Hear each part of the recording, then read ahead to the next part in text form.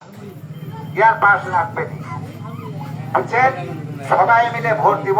আমি আর বেশি কথা বলবো না, আমি পদে বসে বক্তব্য দিয়ে আসলাম মোটর সাইকেলে। এখানেই শেষ করলাম। আসসালামু আলাইকুম।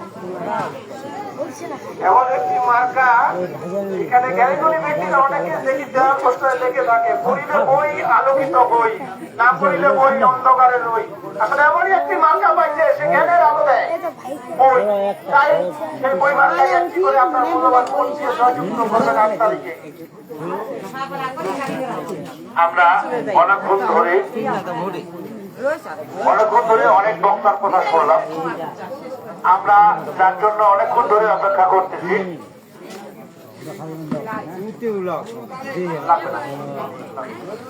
তার জন্য অনেকক্ষণ ধরে আমরা বসে রয়েছি, অনেক কষ্ট করি। এই পর্যায়ে বক্তব্য রাখবেন আমাদের প্রাণপ্রিয় নেতা, বই মার্কার ক্যান্ডিডেট, যার অনেক সুনাম আমরা শুনলাম এই এলাকার মধ্যে। আমার ভাই আমরা সুনাম করতে পারি, কিন্তু প্রতিবেশীগুলো সুনাম অনেক করছে। তাদেরকে ধন্যবাদ। ভোটের বাক্স আমরা কিনবো না, আর যার কাছে ভোটের বাক্স আছে তার কাছে আমরা যাবো না। এমন কিছু লোক কথা বলে যে আমার কাছে 200 ভোট, আমি যে জায়গায় যাবো সেই জায়গায় যাবে। ওই ভোটের বাক্স আমার দরকার নাই। আমরা শ্রমিক মানুষ, দিন কামাই রাত খাই। আমরা এমন একটা ব্যক্তিকে ভোট দেব যিনি আমাদের বিপদ আপদে পাশে থাকেন। সেই নয়নের মণি আমাদের সামনে, ওনাকে মূল্যবান বক্তব্য দেওয়ার জন্য বিশেষভাবে আহ্বান করা যাচ্ছে।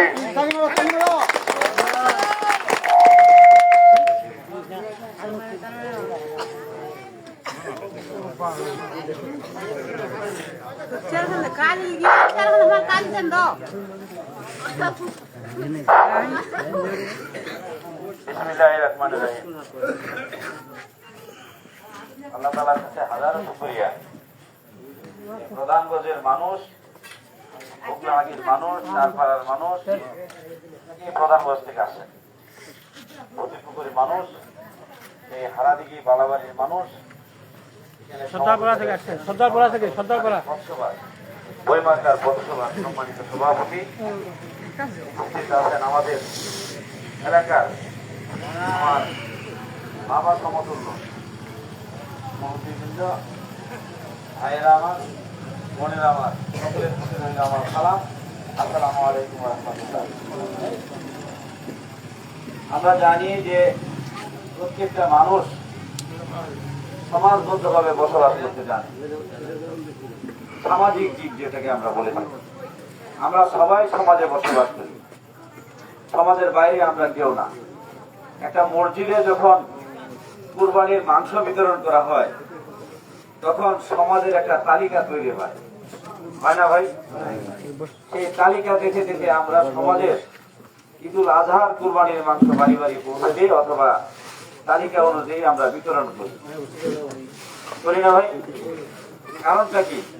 কারণ একটাই, যে আমরা সমবেত ভাবে সামাজিক জীব হিসেবে একত্রিত বসবাস করি, সুখে দুঃখে আমরা সবাই। আমরা কুরবানির মাংস গরিবদের দিই, তাই না? কেন দিই? সবাই সেদিন যাতে মাংসটা খেতে পারে। আদর্শবান, পরোপকারী। আল্লাহ তাআলা আমাদের সূরা আসরের 103 নম্বর সূরা আসরের 1 থেকে 3 নম্বর আয়াতে স্পষ্ট উল্লেখ করেছেন। জানেন তো, এখানে অনেক হুজুর আছেন, তিনি সময়ের কসম করে বলেছেন। আল্লাহ তাআলা বলছেন, সময়ের কসম, নিশ্চয়ই মানুষ ক্ষতির মধ্যে রয়েছে। তবে কারা নয়, যারা মানুষের উপকার করে, মানুষের সৎ কর্মের আদেশ দেয়, বিপদের সময় মানুষের পাশে দাঁড়ায়, তারা কখনোই ক্ষতির মধ্যে থাকে না। এটা আমার কথা নয়, এটা হাদিসের কথা, স্পষ্ট ভাষা। এটা যারা মানুষের সমাজে উপকার করবে, আল্লাহ তাদেরকে ভালো রাখেন, তারা কখনো ক্ষতিগ্রস্ত হন না। আমি এই এলাকার মানুষের জন্য, বগুড়াহাটি এলাকার মানুষের জন্য, প্রতিপুকুর এলাকার মানুষের জন্য, প্রধানগঞ্জ এবং আশেপাশে যতগুলি এলাকা আছে প্রত্যেকটা মানুষের জন্য আমি দিন নাই, রাত একটা নাই, দুটা নাই, ঝড় নাই, বৃষ্টি নাই, যখনই শুনেছি বুগলাহাগির মানুষ, ভুতুপুকুরের মানুষ একটু চিন্তিত, একটু সমস্যায় পড়েছে, তখন আমার শরীরে একটা ঝাঁকুনি চলে আসে, কাঁপুনি চলে আসে। এটার কারণ আমার মামার বাড়ি এখানে, আমার ভাই এখানে, এই এলাকার মানুষের প্রতি এত মহব্বত। আমি ছোটকাল থেকে আমার মামার বাড়ি, আমার নানির বাড়ি, এটাকেই আমরা সবাই মনে করেছি, এটাকেই আমরা ধরে নিয়েছি, এটাই এখনো পর্যন্ত আমাদের বিদ্যমান আছে। যখনই শুনেছি যে এই এলাকার মানুষ, সে যে দলেরই হোক, যে ব্যক্তি হোক, ভালো হোক খারাপ হোক, দিন হোক রাত হোক, আমি ছুটে এসেছি নিজেই। আপনাকে আসতে হবে না, আমি নিজেই আছি আপনার কাছে। আমি চলে এসেছি আপনাদের উপকার করার জন্য। হয়তো কারো উপকার করতে পেরেছি, হয়তো কারো উপকার করতে গিয়ে অন্যজনের হয়তো কিছু ক্ষতি হতে পারে।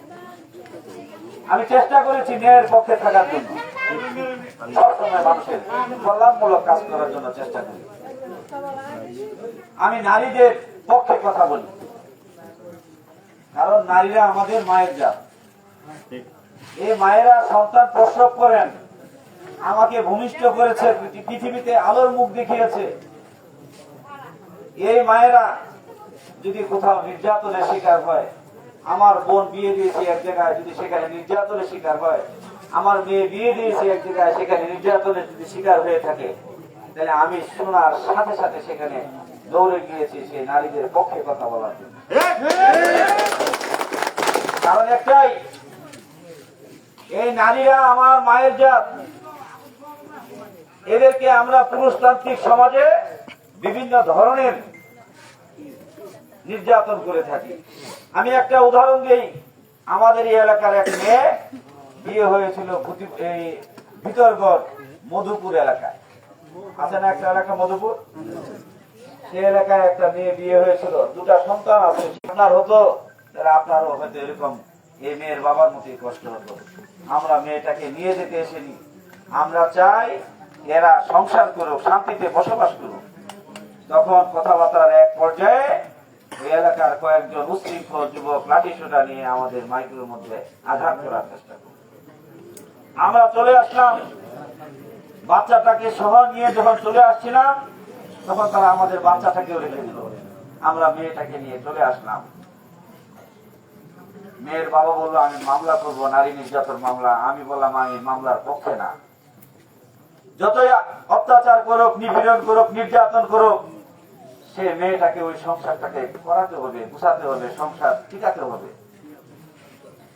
কয়েকদিন যাওয়ার পরে আমি বললাম যে এটা নিয়ে, বিষয়টা নিয়ে আমি ভাবি, 4-5 দিন পরে আপনাকে রেজাল্ট দেব। 4-5 দিন পরে মেয়েটার কাছে গেলাম, যাওয়ার পরে বললো যে ভাই কি করবেন, আমি তো আমার সন্তান ছাড়া থাকতে পারতেছি না। আমি বললাম যে বোন চলো আমার সাথে, আমি সেই বাড়িতে নিয়ে তোমাকে দিয়ে আসবো। আমি গেলাম ওই মেয়েটাকে নিয়ে, আবার নির্লজ্জ বেহায়া মতো আমি মেয়েটাকে নিয়ে ওই স্বামীর বাড়িতে আবার গেলাম। গিয়ে বললাম যে ভাই তোমার বউ দিতে আসছি আমি, তুমি অত্যাচার করেছো, অন্যায় করেছো, এই কয়েকদিনে তুমি কি অনুতপ্ত হও নাই? তো বলো যে ভাই আমি রাত্রে কান্নাকাটি করেছি আমার বউকে অত্যাচার করার জন্য। আমারও খুব খারাপ লেগেছে, রাগের মাথায় অনেক কিছু করে ফেলেছি, আউমাউ করে কান্নাকাটি করছে। আমি তখন স্থানীয় ভাবে ওখানে বসে স্বামী স্ত্রীকে মিলমিশ করে দিয়ে তারপর সেখান থেকে আসি। আজও পর্যন্ত সংসারটা টিকে আছে, কত সুন্দর চলছে তাদের সংসার। আমি নারীদের পক্ষে, সমাজ টিকানোর পক্ষে, নারী স্বামী স্ত্রী সংসার টিকানোর পক্ষে। অনেকেই আছে যে স্বামী স্ত্রী ঝগড়া লাগে 2 পার্ট করে দেয়, মামলা মোকদ্দমার পরামর্শ দেয়, বুদ্ধি দেয়, আছে না এরকম সমাজের লোক? আমি টিকিয়ে দিয়েছি, এটা ভালো করি নাই। আমি নারীদের পক্ষে কথা বলি, আমি পুরুষদের পক্ষেও কথা বলি, তবে আমি অন্যায়ের বিরুদ্ধে কথা বলি। এলাকার অনেক মানুষ আমার কাছে আসে, বিভিন্ন অঞ্চল থেকে, বিভিন্ন ইউনিয়ন থেকে, জানে এই ভাইটার কাছে গেলে সৎ উপদেশ পাওয়া যাবে, সৎ আদর কথা পাওয়া যাবে, উনি একটা ভালো সুরাম আমাকে দিবে। আমি চেষ্টা করি এই গোটা উপজেলার মানুষের উপকার করার জন্য। অনেকেই চায়, এই যে আপনাদের এলাকার উদাহরণ দিয়ে বলি, এই যে নাজিম নামে এক ছেলে কিছুদিন আগে একটা মামলা হয়েছিল বিজিবি, হয়নি? আমি সিওকে ফোন দিয়ে বলেছিলাম মোটরসাইকেল তো পেয়েছিলেন আপনি বাংলাদেশের ভূমিতে, মামলা দিয়েছেন আপনি মোটরসাইকেল পেয়েছেন ইন্ডিয়ার ভূমিতে, বলছিলেন এটা কি সত্য না মিথ্যা? আমি সিওকে ফোন দিয়ে বলেছিলাম, ইংরেজিতে কথা বলেছিলাম অনেকক্ষণ পর্যন্ত, তিনি আমাকে চায়ের দাওয়াত দিয়েছেন। অনেকে আমি যখন শেয়ার করেছি অন্যের কাছে বিষয়টি, তখন বলছে বাবু তুই সিওর সাথে কথা বলছিস, আমরা এত বড় নেতা কথা বলতে পারি না, তুমি সিওর সাথে কথা বলছো, ও আপনি শুরু হয়ে তুমি তো আমারও মনে পট্টা খাবা, এরকম অনেকেই বলছে আমাকে। আমি বলেছি সত্যের পক্ষে কথা বলার জন্য যত বড় অফিসার হোক আমি কথা বলবোই। আমি কথা বলেছি, শেষ পর্যন্ত সিও সাহেবরা ওনারা আমাদের এই নাজিম সাহেবের মামলাটা ফাইনাল দিতে বাধ্য হয়েছে। কি দেয়নি? আমি বলেছি ন্যায়ের পক্ষে কাগজে লেখা আছে ইন্ডিয়ায় মোটরসাইকেল পেয়েছেন, সীমান্তের ঘেঁষা এলাকায় মোটরসাইকেল পেয়েছেন আমার বাংলাদেশি এলাকায়, মামলা কেন দিবেন আপনি? তারা সেই মামলা থেকে রক্ষা পেয়েছে। আমি লয়ারকেও বলেছি, পিপিকে পর্যন্ত বলেছি, আর অনেক এরকম অনেক উদাহরণ আছে। আমি চাই মানুষের কল্যাণ করার জন্য। আপনারা জানেন এই এলাকায় অনেকেই জমি জায়গার সমস্যা নিয়ে অনেকে দৌড়ঝাঁপ করেন। আমি আগেই বলেছি কারো ন্যায়ের পক্ষে যখন কথা বলতে যাই কারো বিপক্ষে যেতেই পারে, যাদের বিপক্ষে যায় তাদেরও চিন্তা করা উচিত, ভাইটি তো ন্যায়ের পক্ষে কথা বলেছে। আজকে তেঁতুলিয়া উপজেলায় আপনার উপজেলা পরিষদে 3টা পদে আপনারা সিল মারবেন, তাই না? একটা চেয়ারম্যান, একটা পুরুষ ভাইস চেয়ারম্যান, একটা মহিলা ভাইস চেয়ারম্যান। আমরা যারা 8 জন প্রতিদ্বন্দ্বী ভাইস চেয়ারম্যান প্রার্থী আছি, এই 8 জনকে আপনার মনের চোখ দিয়ে সামনে দাঁড় করান, দাঁড় করিয়ে দেখেন কার কতটুকু যোগ্যতা আছে।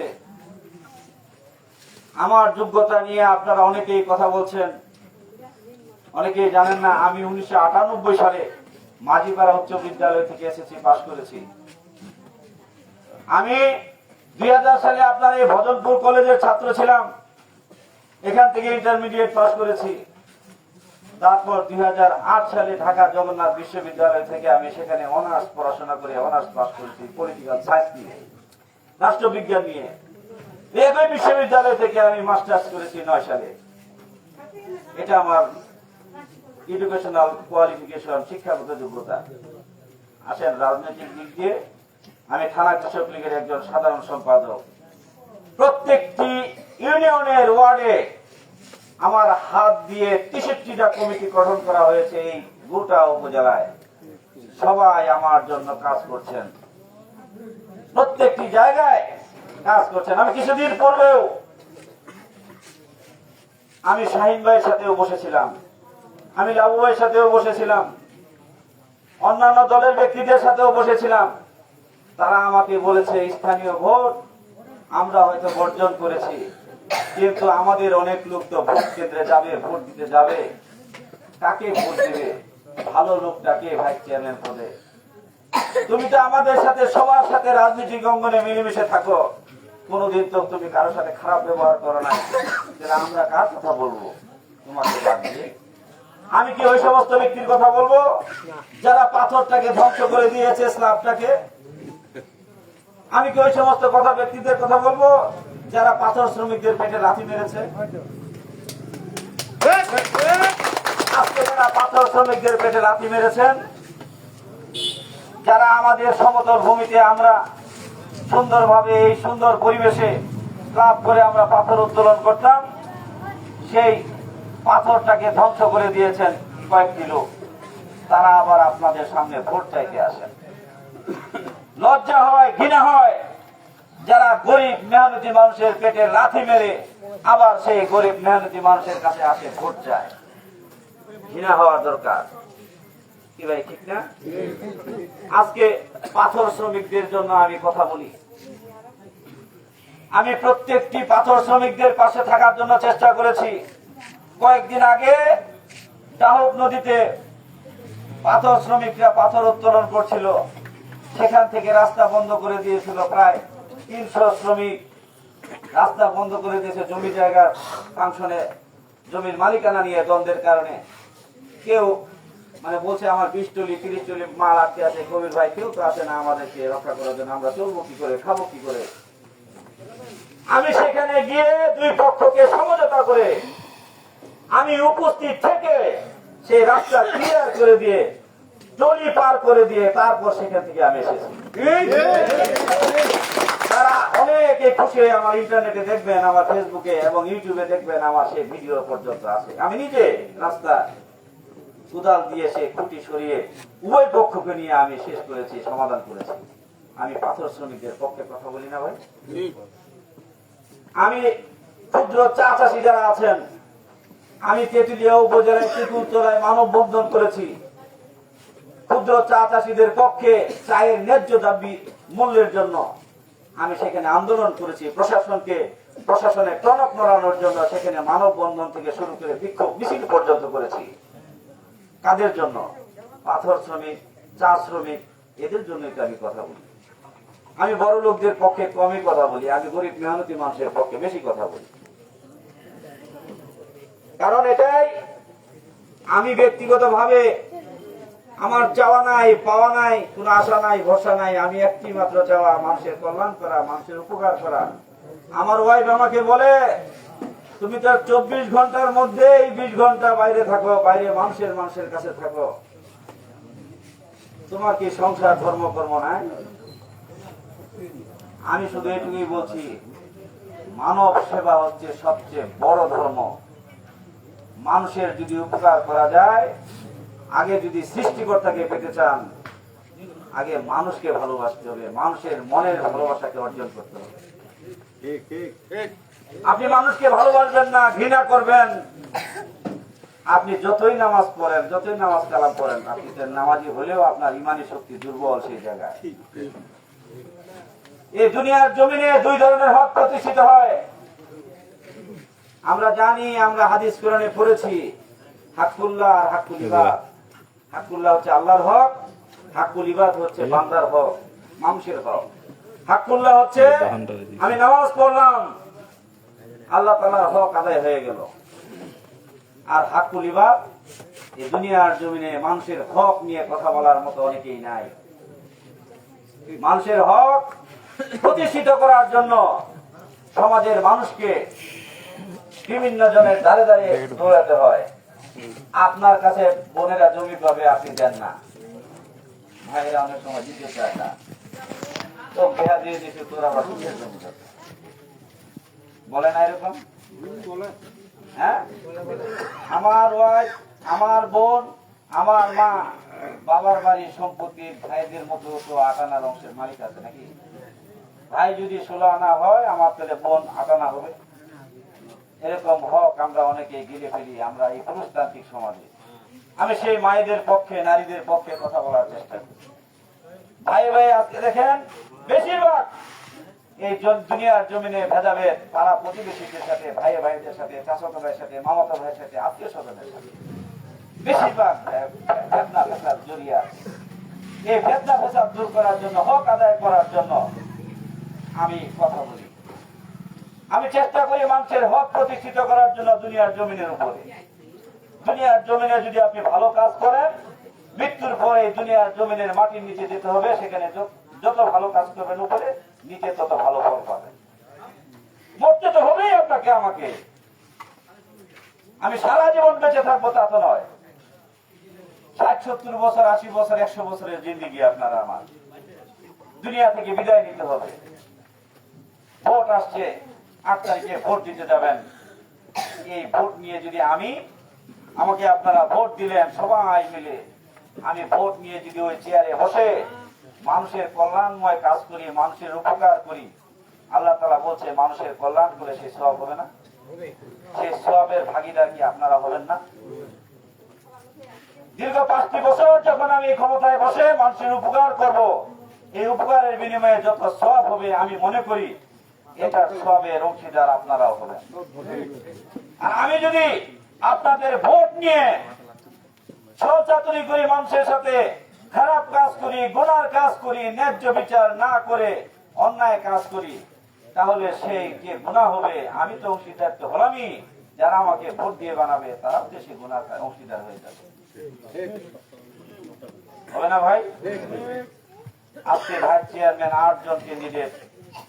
আপনি দেখেন তো এই চারপাড়া এলাকায়, বুগলাহাটি এলাকায় প্রত্যেকটা বাড়ির খবর আমি কিছু জানি, কারণ আমার মামুর বাড়ি এটা। আমি বড় করে কথা বলি, এই এলাকার জনগণ নিয়ে গর্ব করি। অন্য জায়গায় এখানে এই যে শিবচন্ডীর এলাকার লোকজন আছেন, ভজনপুরের লোকজন এখানে 2-1 জন আছেন। অনেকেই শুধু আমার মিটিং এর কথা তারা শুনে বলে যে আমরা মিটিং এ যাব। আমি বললাম না, যে এলাকার মিটিং ওই এলাকার লোকজনের উপস্থিতিতে আমি দেখি তারা আমাকে কতটুকু ভালোবাসে। আজকে এখানে দেখা যাচ্ছে যে আপনারা যে পরিমাণ ভালোবাসা দেখাচ্ছেন আমাকে, আমার গর্ব হয়, আমার অহংকার হয়। আমি অন্য এলাকায় গিয়ে বলতে পারবো যে সেই বগলাহাগি ফতিপুকুর এলাকায় প্রত্যেকটি ঘরের, প্রত্যেকটি পরিবারের ভোট কবির ভাইয়ের বইমার্কা। এই ভোট নিয়ে আমি আপনাদের কাছে বলে যেতে চাই, আমি আপনাদেরকে কথা দিতে চাই, আমি ওয়াদা করতে চাই, প্রত্যেকটি মানুষের মনের খবর হয়তো নিতে পারবো না, তবে এটুকু খবর নিতে পারবো প্রত্যেকটি পরিবারের।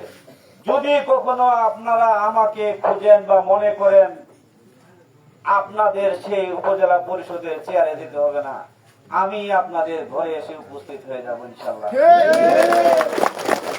প্রশাসন তো দূরের কথা, আরে ভাই জনপ্রতিনিধি তো না, এখনো হই নাই। জনপ্রতিনিধি ছাড়াই মানুষের যে উপকার করে আসছি, গোটা উপজেলায় আপনি প্রত্যেকটি ইউনিয়নে খবর নেবেন। দেবনগর ইউনিয়নে 2000 ইয়াং জেনারেশন কর্মী আমার জন্য কাজ করছে সেখানে ভোট দেওয়ার জন্য। দেবনগর ইউনিয়নের 10 জনকে যদি জিজ্ঞাসা করেন, 8 জনই বলবে যে কবির ভাইয়ের বইমার্কায় ভোট দিব। বাংলা বান্দার মানুষকে যদি জিজ্ঞাসা করেন, বলবে যে ভাই ব্যক্তিরা ছিল একটু দুর্বল, সেটা চেঞ্জ হয়েছে, মার্কাটা তো আমাদের আছে। আমরা 20,000 মানুষ বইমার্কায় ভোট দিয়েছিলাম, ব্যক্তিরা চেঞ্জ হয়েছে, কাজ করতে পারে নাই, ভালো ব্যক্তি এসেছে ওই মার্কায়। আমরা তো বইমার্কায় আছি, আমরা সে আবার বইমার্কায় ভোট দিয়ে আপনাকে হাটের মানুষ হয়ে কি কথা, সবাই একই সুরে কথা বলছে। আমাকে গতকাল একজন ব্যক্তি উল্টা আমার কাছে আসে, বইমার্কায় ভোট চাচ্ছে, এটা ঘটনাটা ঘটছে আমার দেবনগর ইউনিয়নের এক এলাকায়। আমি নামাজ পড়ে বের হলাম, ভাই 2 টাকা আমি একা, তখন আমি কাউকে ভোট দিব 2 লাখ দি, ভোটটা তো 2 টাকা দিই, আমি 2 টাকার নাম না বলি, ওই টাকা আছে না, 2 টাকা দাঁড়াইছে রে, ভোট দিই। অন্ধকার মাগরিবের নামাজ পড়ে এক সাইড রাস্তা দিয়ে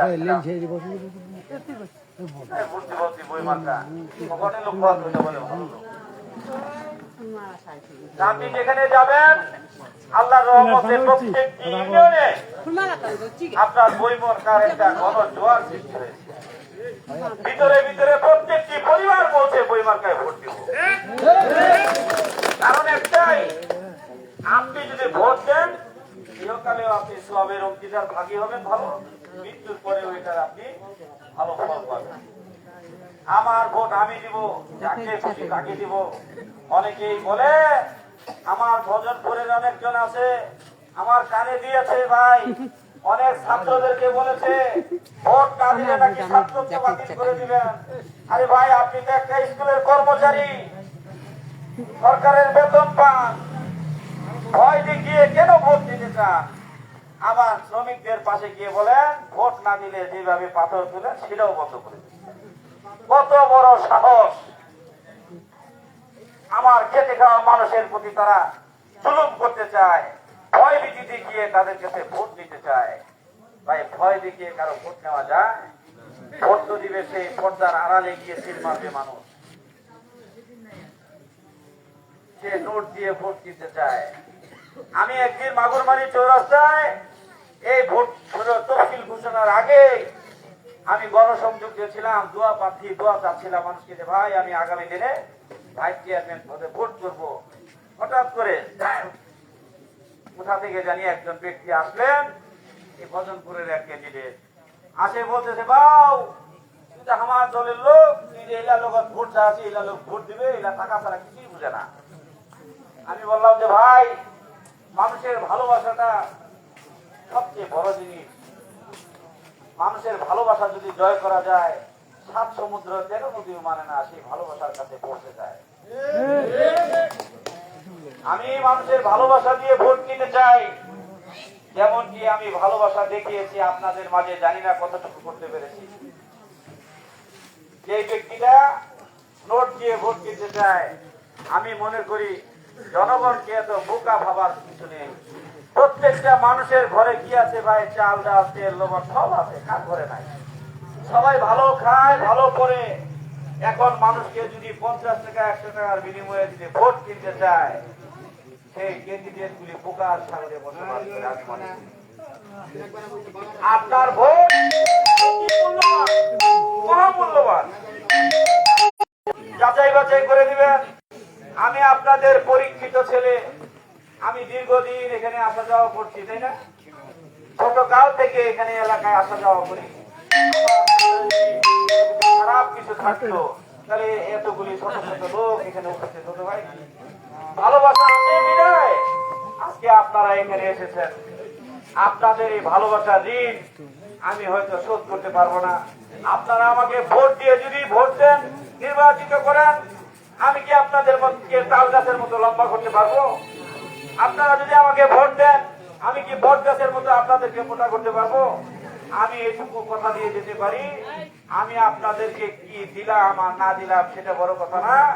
আপনাদের বিপদে আপদে সুখে দুঃখে সবসময় আমি পাশে দাঁড়াতে পারবো, এইটুকু আমি কথা দিয়ে যেতে পারি। আমি আপনাদের কাছে আকুল আবেদন করব, যারা এখানে আছেন, যারা আমার মাইকের আওয়াজ আপনারা শুনছেন, ইতিপূর্বে যদি আমি কারো কাছে ইচ্ছায় অনিচ্ছায় আমি যদি কোনো ভুল করে থাকি, আপনারা আমাকে আল্লাহর হস্তে মাফ করে দিবেন।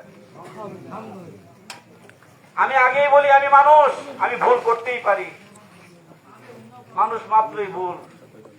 এই ভুলটা যদি আমি অনিচ্ছাকৃত ভাবে বা ইচ্ছাকৃত ভাবে যদি কারো ক্ষতি করে থাকি, ভুল করে থাকি, আপনারা আমাকে আল্লাহর হস্তে মাফ করবেন, এই আহ্বান আমি আপনাদের কাছে রাখি। আমি এটুকু বলবো, এটা আমার মামুর বাড়ি, এটা আমার হক আছে, আমার ভাইয়ের বাড়ি এখানে, প্রত্যেকটা মানুষের কাছে আমার হক। আমি যদি কোনো 19-20 কোনো কাজ করতে যাই, আমার বুকটা কাঁপে, কারণ আমার মামুর বাড়ি এখানে, ভাইয়ের বাড়ি। আমাকে না বলতে পারলো তাদের কাছে গিয়ে বলতে। কাজেই আপনাদেরকে ওয়াদা দিতে পারি, এটা 100% নিশ্চিত গ্যারান্টি দিয়ে বলতে পারি, যদি আমাকে ভোট দেন, আমি আপনাদের বিন্দু পরিমাণ কারো ক্ষতি করার চেষ্টা করব না। আমি যদি উপকার করতে নাও পারি, আমি ক্ষতির কোনো চিন্তা ভাবনা কখনোই করব না। আমি আপনাদের অতীতে যেমন পাশে ছিলাম, বর্তমানেও পাশে আছি। আগামী দিনে যদি আল্লাহ তাআলা আমাকে আপনাদের এই ভাইস চেয়ারম্যান পদে কবুল করেন আর না করেন, তবু আমি আপনাদের সম্পর্ক কি ভুলে যেতে পারবো?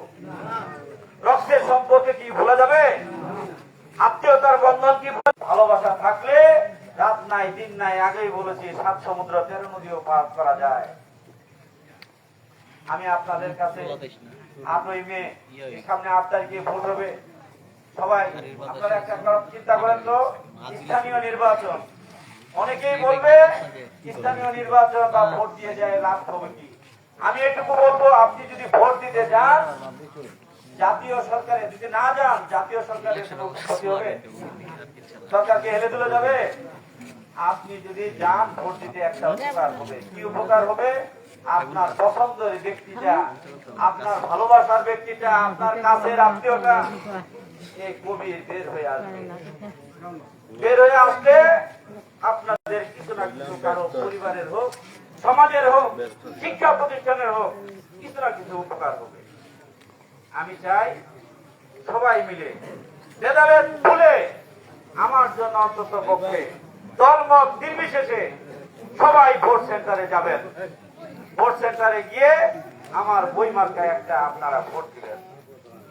আপনারা যদি ভোট দিতে যান তাহলে ভোটের ফলাফলটা যখন যোগ হবে তখন পরিমাণে বেশি হবে, তাহলে আমি নির্বাচিত হতে পারবো। আর যদি অনেকেই দলীয় ভেদাভেদের কারণে নির্বাচনের বর্জনের কথা চিন্তা করে ভোট সেন্টারে না যান, তাহলে হয়তো আপনার যে ছেলেটা কবি কাজেই সকল ভেদাভেদ বলে দল মত নির্বিশেষে স্থানীয় নির্বাচনের কথা চিন্তা করে, আমার কথা চিন্তা করে, বইমার্কার কথা চিন্তা করে মা বন্ধুকে সবাই নিয়ে সকাল সকালে গিয়ে ভাই আমাকে এখানে বললো 3টা ব্যালট পেপার দিবে আপনাকে, আগে বইমার্কার ব্যালট পেপারটা আগে সিল মারে তারপর আপনি মন সেখানে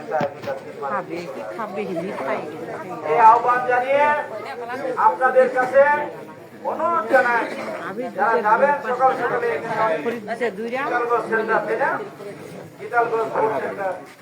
যাওয়া আসার জন্য যে ভ্যান ব্যবস্থা থাকবে, মা বোনদেরকে নিয়ে নেবেন, মুরব্বীদেরকে নিয়ে নেবেন, তাদেরকে নিয়ে সকাল সকালে গিয়ে ভোটটা দিয়ে আসবেন, এই আহ্বান জানাই। আর বিশেষ করে আপনাদের এখানে একটা কবরস্থান আছে, যে বললো যে কবরস্থানের টিউবওয়েলের কথা বললো, আমি যদি আগে জানতাম তাহলে টিউবওয়েলটা দিয়ে তারপরে মিটিংটা করতাম। আমি শুনলাম যখন এখানে একটা টিউবওয়েলের দরকার হবে, আমি তো টিউবওয়েল আগে উপজেলা পরিষদের টিউবওয়েল আসে, উপজেলা পরিষদের সাইকেল আসে, বিভিন্ন ধরনের সরকারের সুযোগ সুবিধা আসে, আমি সেগুলিকে নেওয়ার চেষ্টা করি, ক্ষমতা কিছুটা পর্যন্ত আসে আমার, সেটা প্রয়োগ করে জনগণের আর যদি সেখান থেকে না পারি ব্যক্তিগত ভাবে দেওয়ার চেষ্টা করি। জয়গঞ্জ মাদ্রাসায় সুকারি ক্যাম্পের পাশে মাদ্রাসা এতিমখানা, আমি সেখানে মুসলিমদের উদ্দেশ্যে নামাজ পড়ার পরে কথা বলার সময় আমাকে ধীরে ধীরে বললো যে ভাই এতিমখানা 350 ছাত্র লাকড়ি দিয়ে রান্না বান্না করে কষ্ট হয়, আপনি একটু গ্যাসের ব্যবস্থা করে দেন। আমি তাৎক্ষণিক 24 ঘন্টা ভিতরে গ্যাসের ব্যবস্থা করি। আমি এখানে সময় প্রত্যেকটি মসজিদে গিয়ে নামাজ পড়ে সেখানে ইফতার করার চেষ্টা করেছি, সবার সাথে মত বিনিময় করার চেষ্টা করেছি, ব্যক্তিগত ভাবে সেই মসজিদে সহযোগিতা করার চেষ্টা করেছি, এতিমখানায় সহযোগিতা করার চেষ্টা করেছি, শিক্ষা প্রতিষ্ঠানে সহযোগিতা করার চেষ্টা করেছি। একজন লোক অটো চালায়, পা দুটা ভেঙে গেছে, সেখানে আমি ওই পরিবারকে বলছি আপনার এই পা যতদিন ভালো না হবে, সুস্থ যতদিন না হবেন, আমি কবির বেঁচে থাকা পর্যন্ত প্রতি মাসে আপনি আমার কাছ থেকে টাকা নিয়ে আপনি সংসার চালাবেন। আমি চাই সমাজের মানুষ ভালো থাকুক, আমিও তো দুনিয়া থেকে একদিন চলে যাব। অনেকেই বলেন ভোটের মাঠে অনেক টাকা খরচ হয়, হ্যাঁ সত্যি হয়। আমি যে সমস্ত খরচ করেছি, মসজিদে খরচ করেছি, মাদ্রাসায় খরচ করেছি, আল্লাহ তাআলা যদি আমাকে ভাইস চেয়ারম্যান পদে কবুল করলেও আমার সওয়াব, না করলেও আমার সওয়াব, ঠিক আছে, ঠিক না? কাজেই আপনারা আমাকে যে কোনো শিক্ষা প্রতিষ্ঠান বলেন, মসজিদ বলেন, মাদ্রাসা বলেন, কৃষকদের কথা বলেন, আমি তো কৃষকদের কথা বললামই না। এখানে সিদ্দিক ভাই আছে, আপনার মোতালেব আছে, কৃষকদের কথা যেখানে শুনি যে কৃষকের গমের বীজ লাগবে, ধানের বীজ লাগবে, বিভিন্ন ধরনের কীটনাশক ওষুধ আছে, স্প্রে মেশিন আছে, সার আছে, আমার কাছে যদি কেউ বলে রাখবে, আমি তাকে যথাযথভাবে সেখানে চেষ্টা করি তাকে দেওয়ার জন্য। একটাই কারণ, আমার কাছে কেউ এসে কখনোই খালি হাতে ফিরে নাই। আমি চেষ্টা করেছি তাকে 1 বস্তা না দিতে বললেও 1/2 বস্তা দিয়েছি। 10 জন চেয়েছে, আমি 5 জনকে দিতে পেরেছি, খালি হাতে আমি কখনো ফিরাই নাই। ওই 5 জনেরটাই 10 জনকে ভাগ করে দিয়েছি। আমি চেষ্টা করি মানুষের সমাজের এই উপকার করার জন্য।